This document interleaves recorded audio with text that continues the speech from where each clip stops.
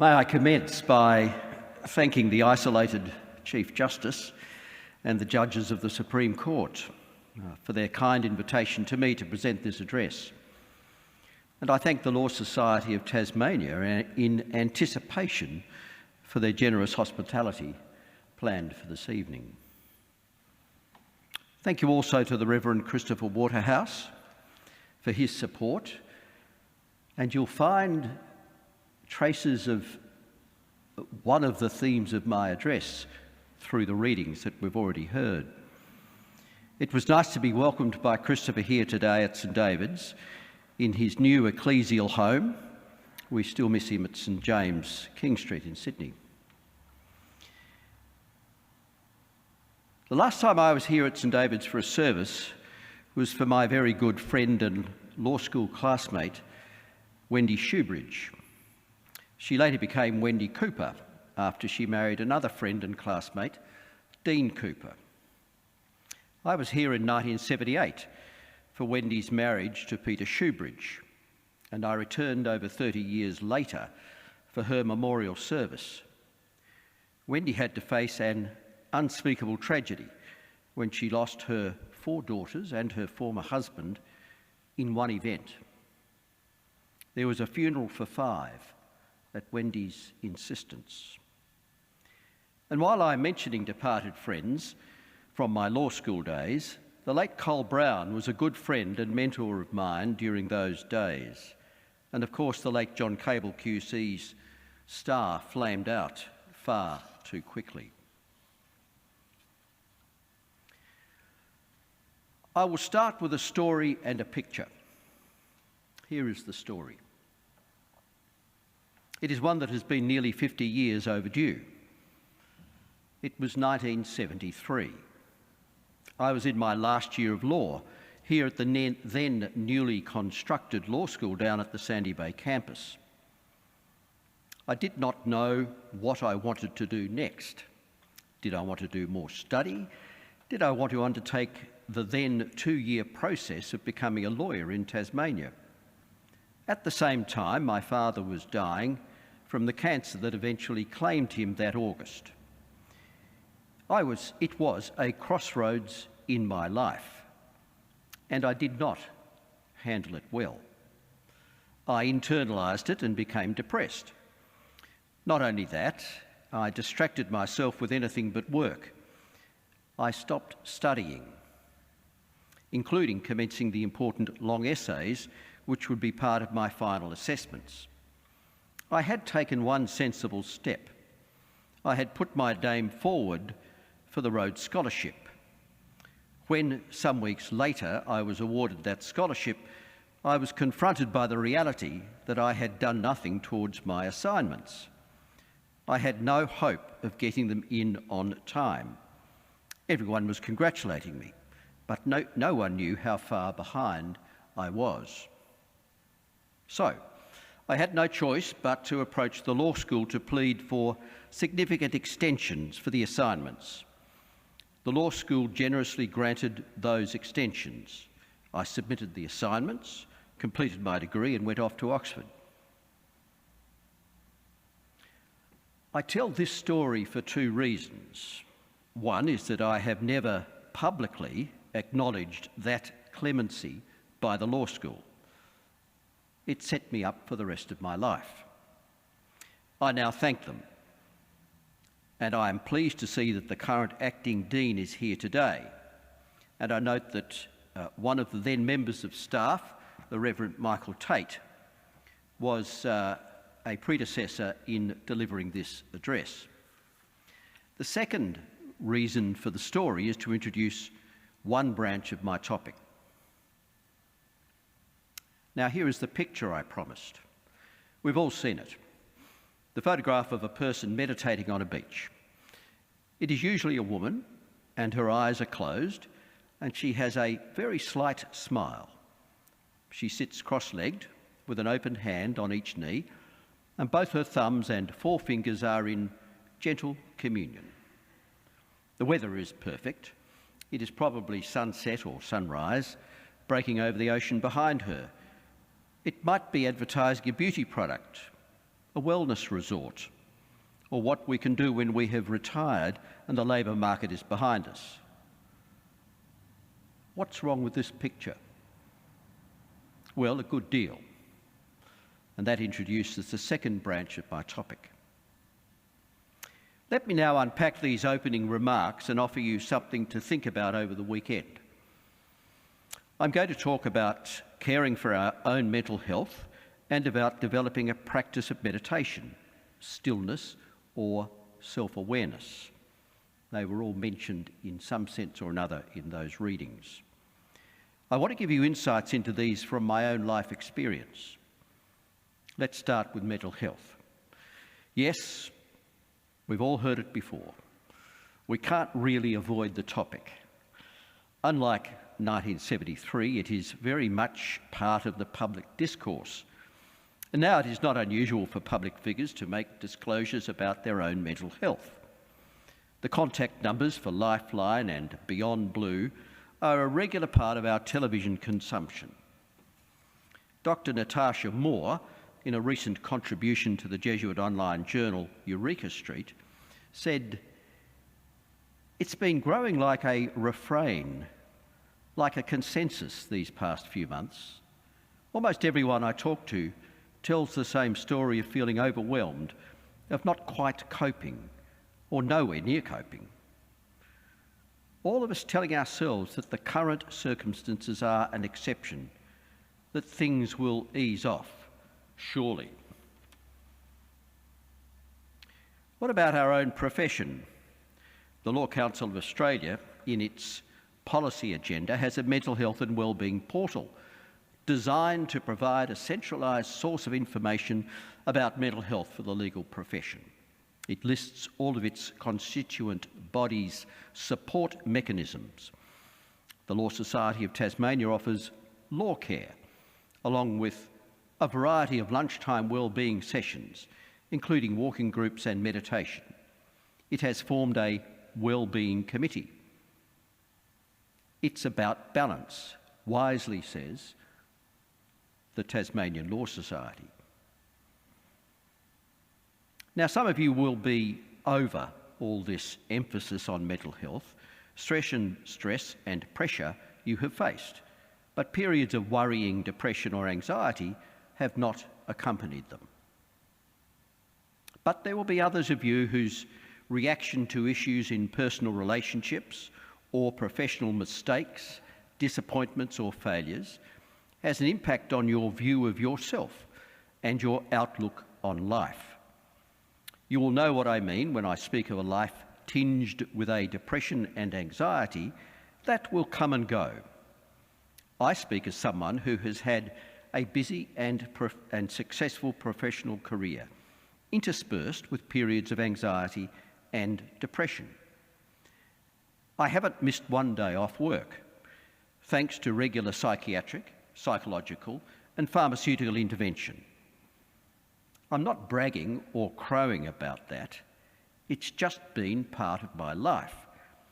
It has come and gone over the last 50 years. When I ashamedly disclosed it to my then social worker girlfriend, and now wife, she said, "Welcome to the human race, Richard." And that's the point. We all have our weaknesses and vulnerabilities.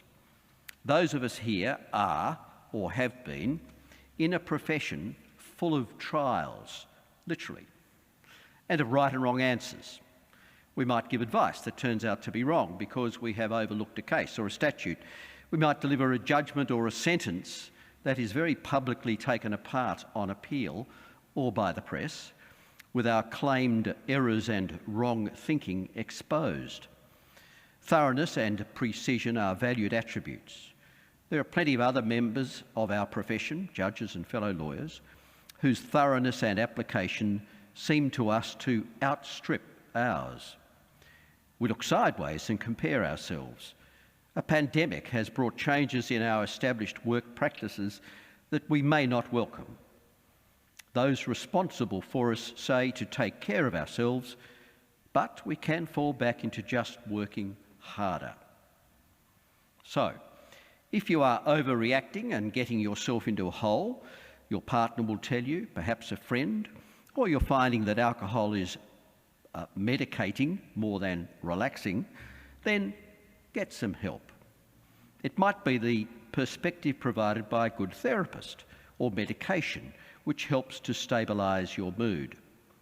My psychiatrist told me about a barrister he saw once who was amazed by the huge difference one little prescribed tablet had to his outlook on life.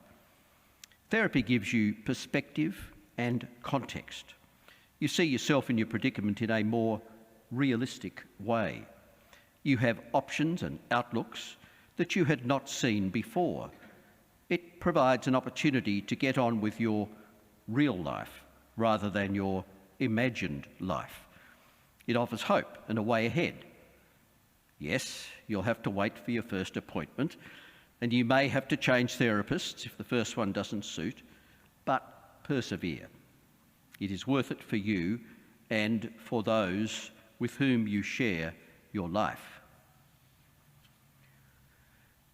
Now let me unpack that common picture of the meditator on the beach with the Mona Lisa smile. That is not meditation. The picture is unreal. Meditation is much more real, grounded, and ordinary. It's also confronting. Meditation is a period of being present to ourselves. We need something to focus on in order to surround ourselves with silence. It might be our breath, a candle, or in the tradition in which I practice, a word or mantra. What happens when we meditate? Well, because we're human, the first thing that happens when we sit in attempted silence is that we are confronted by our own distractedness. All those anxieties, desires, plans, regrets and hopes loom up immediately from where they have been quietly ticking away in our subconscious, and they engage us. The messiness of our lives becomes apparent. In other words, meditation confronts us with the reality of our inner lives. And here's the point. Each time during meditation that we realise we are following those anxieties and desires, that messiness, we let go. We detach from them and go back to the breath or the light or the word. It is a practice, not a solution. It is a practice of repeated detachment because the need for detachment is constant throughout our periods of meditation. Indeed, it is throughout our lives. So do not expect to sink into that still, calm and silent world without your baggage wanting to come along with you. Meditation is work, not a holiday. Meditation is reassuring in this sense. It takes us as we really are. What is really going on inside of us battles with our attempted focus on the word, on the light or on the breath. And we constantly find ourselves having to gently, and that word and process are important, detach ourselves and return to our focus. I started my practice, which is a Christian tradition, in 1989.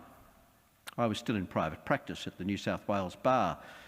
I decided to commit to it for Lent. That's a period of 40 days.